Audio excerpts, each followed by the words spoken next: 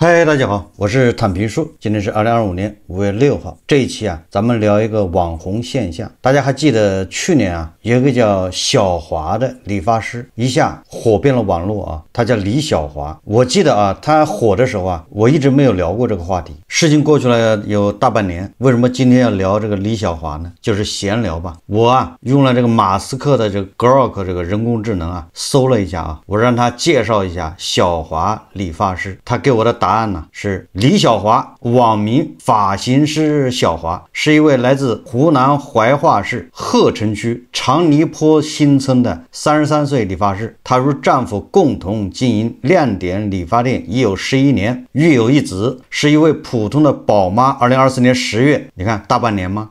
小华因在短视频平台发布理发视频意外走红，凭借精湛的技艺和听得话，就是听劝服务理念，赢得了广大网友的喜爱，被戏称为人民的董理发师。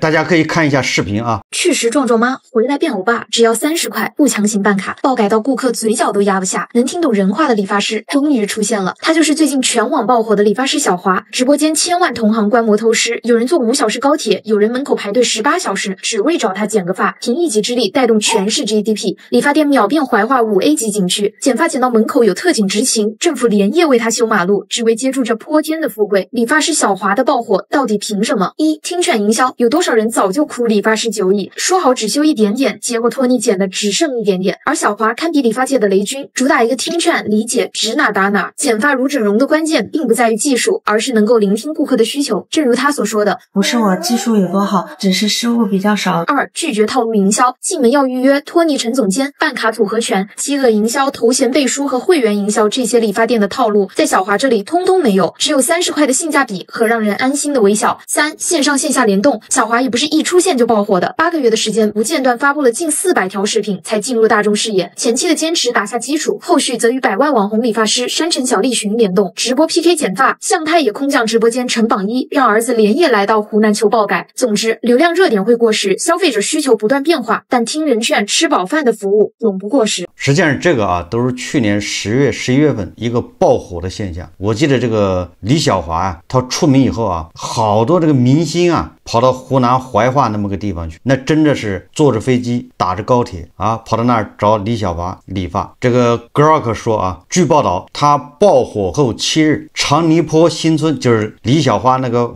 理发店啊所在地啊，人流量超过20万，拉动现场消费超2000万元，全市消费增长1.8亿元。网友戏称他的店为怀化5A 级小区，当地文旅部门顺势宣传特产，承接了这波流量。也就是这个理发师李小华爆火以后啊，带动了当地的经济，非常火爆。那今天为什么我旧事重提呢？聊这个话题呢，是因为啊，5·1期间呢，有很多媒体说啊，理发师李小华说店面处于亏损状态。理发师李小华接受极目记者专访，他说目前店面处于亏损状态，不挣钱，也不知道钱用哪儿去了，剪头30元会分15元出去。大家可以看一下视频啊。我算了一下，还亏了3万，就是钱都没花在自己身上，就是没钱，我不知道我钱到哪去了。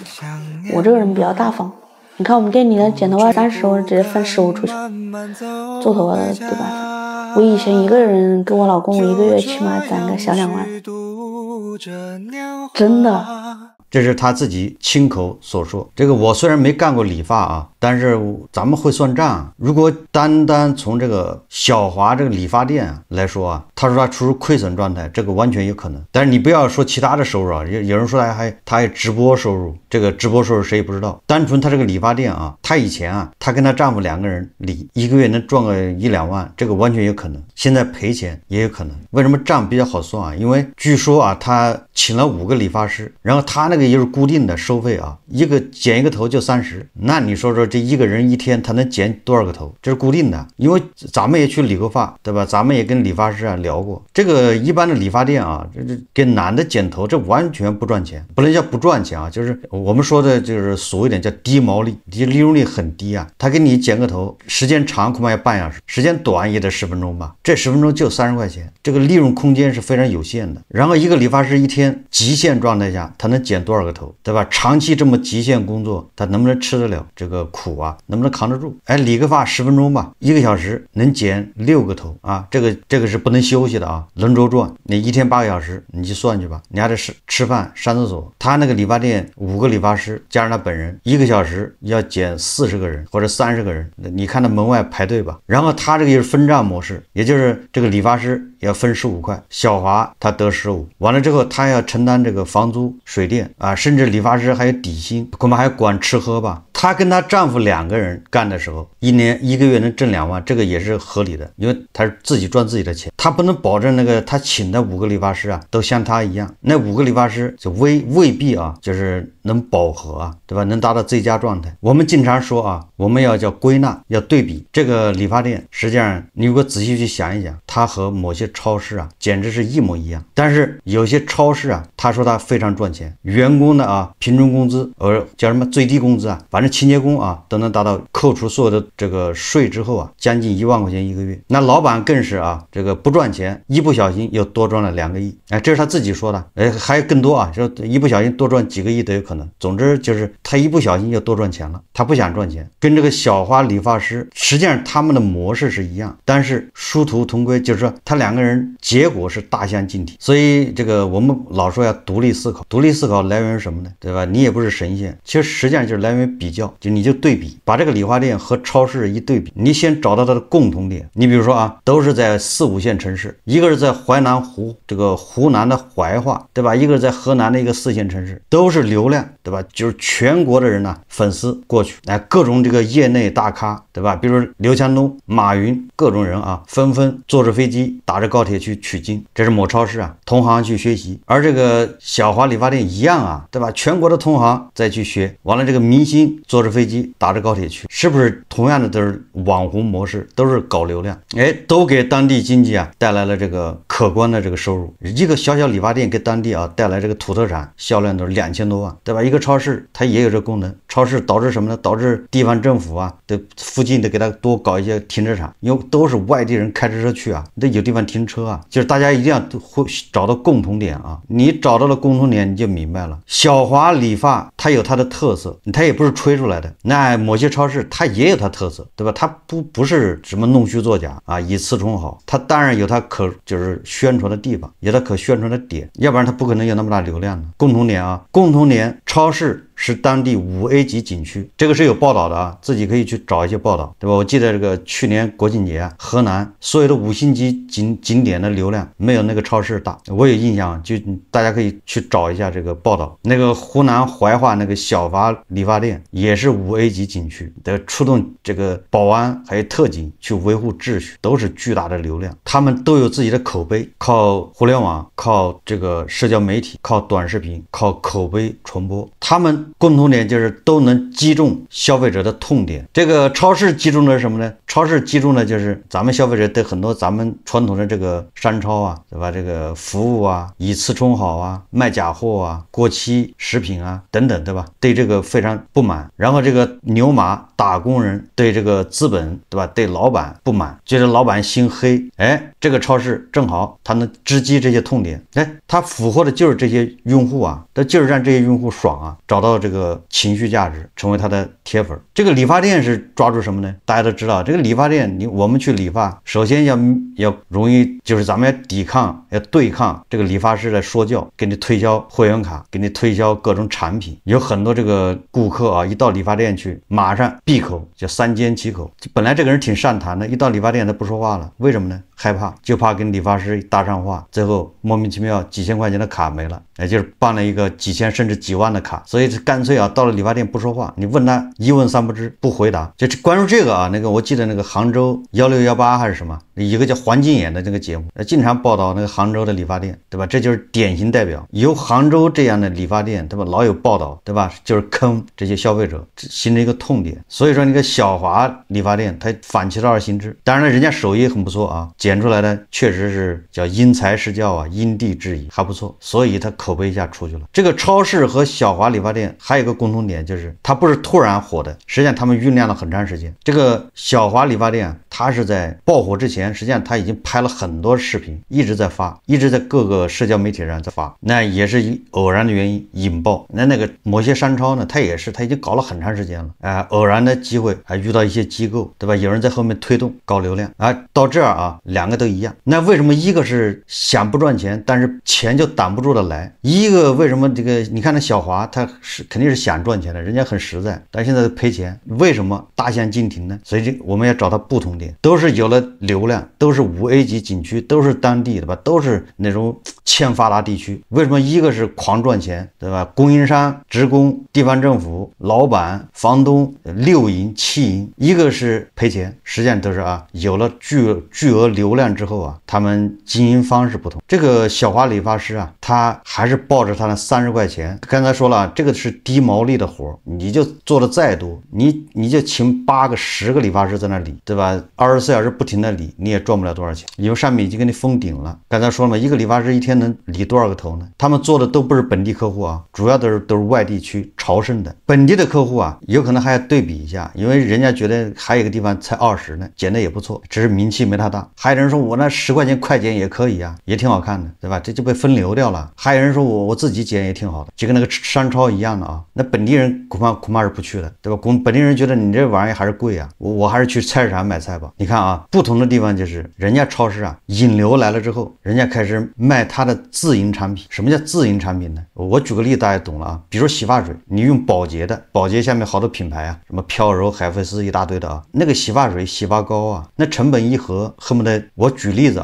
恨不得是2块钱，但是贴上宝洁的吧，贴上海飞丝或者是飘柔之后呢，它恐怕就10块钱，这个很合理吧，对吧？你同样的那个鞋是在福建晋江福建什么地方生产的运动鞋，你贴上耐克的标，那不就卖900吗？2000吗？你不贴这个标，那实际上就是120嘛，或者80，差不多就是虽然差距没这么大，但是一个意思。那自营产品什么意思呢？那我就把这个洗发膏拿来2块，实际上跟那个宝洁的是一样，我卖4块，或者我比宝洁卖10块，我卖6块，甚至我也卖10块，对吧？他做什么月饼，他搞什么油，食用油，叫自营产品，这个毛利非常高。实际上他把别人的那个品牌溢价给吃掉了，这就是流量变现。他主要的利润是来自于这儿。当然了，他也会卖可乐，对吧？他也会卖那个白牛二，那些毛利非常低都是透明的，他也不能多要多少。他也卖茅台，他能赚多少钱呢？赚不了多少钱。所以他的利润主要来自于这个所谓的自营产品。当然恐怕还包括其他的一些珠宝什么的，因为那个水太深了。那小华理发店他为什么赔钱就在这儿因为他没有自营产品，对吧？如果小华理发店他也开始推他的那个洗头水、洗发水，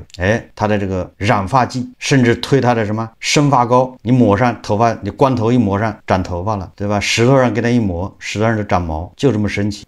他应该卖这个那巨额的流量，对吧？那总有人会上当会买那你这小华理发店他就赚钱对吧？你还搞那30块钱一个，你那个商业是有天花板的吗？不赚钱，对吧？你每增加一个理发师，你那个店面是不是叫扩大，对吧？你每多几个人在排队，你店面又得扩大，还得装修，还得提供空调、电，甚至还搞饮水机让人喝水，那都是成本会随着增加。而你人，对吧？你只能剪那么多头，所以说这个小华理发店，它虽然有巨额流量，它就赔钱。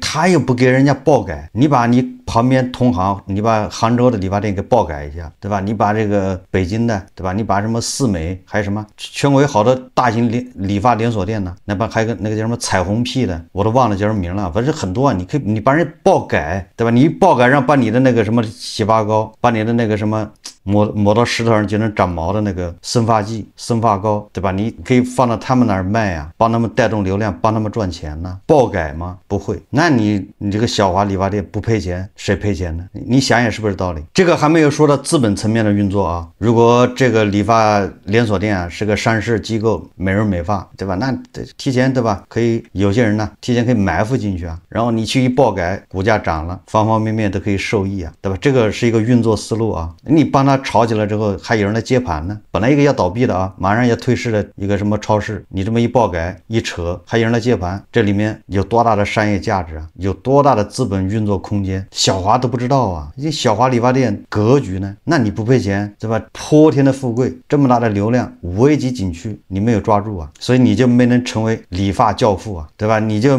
不具备这种对吧，在那儿当人家导师的这种资格啊，教全国理发店怎么理发，对吧？那你当然你也没有资格要求那些你的那些员工，对吧？你就没有权利干涉人家私生活啊，就是你什么对吧？你彩礼啊，不准要彩礼，你有权利要求人家你的理发店理发师收不收彩礼吗？结婚摆几桌吗？没这权利啊，对吧？你就当不了教父，就道理就这么道理啊。你比较一下，为什么都同样是5 A 级景区，同样是靠流量，为什么完全不一样，对吧？一个是想不赚钱都难，一个是想赚钱都难。你看啊，他们还有一个同样的一个 bug， 就是不能复制。小华理发店不能复制，这个没毛病啊，这个人家一个店总店都在亏损，那你越复制亏的越多，咱就不说了。超市它也亏，它也复制不了。虽然这个人家山姆啊，什么开市客，还有什么德国的那个什么商超，对不对？那个超市人家的不动声色的啊，全国几十家上百家的开，人家还没有流量，不搞流量。但是对吧，这个教父超市它就不行。为什么不能复制呢？因为啊，它的流量就这么多，流量是固定的，因为它本来就短视频平台，对吧？那个什么抖音啊、微信公众号啊、微博啊，它就这么多流量。它如果全国开店的话，它的这个客流量有可能会增加，但是那个客流量增加的幅度啊，远远低于它开店的成本。你想开个店成本多大？刚才说算了嘛，那个小华理发店为什么赔钱呢？它有装修，它有运营成本，它有水电，各种人工成本，它的赔钱。超市也一样啊，它每开一个超市，那个成本就暴涨，但是它因为新开一个店而新增加的这个消费者顾客，它增长的速度可很慢，因为它的流量就那么多啊，也就是它的铁粉就那么多，对吧？能消费的都已经坐着飞机打着高铁去过了，它是一种网红模式，对吧？它跟山姆走的就不是一条路。为什么要爆改？为什么要把对吧这个自营品牌塞到别人店里面去？它不就是为了提高知名度嘛，增加渠道嘛？这个小华理发师啊，他就应该开发一种洗发水或者是这个生发膏。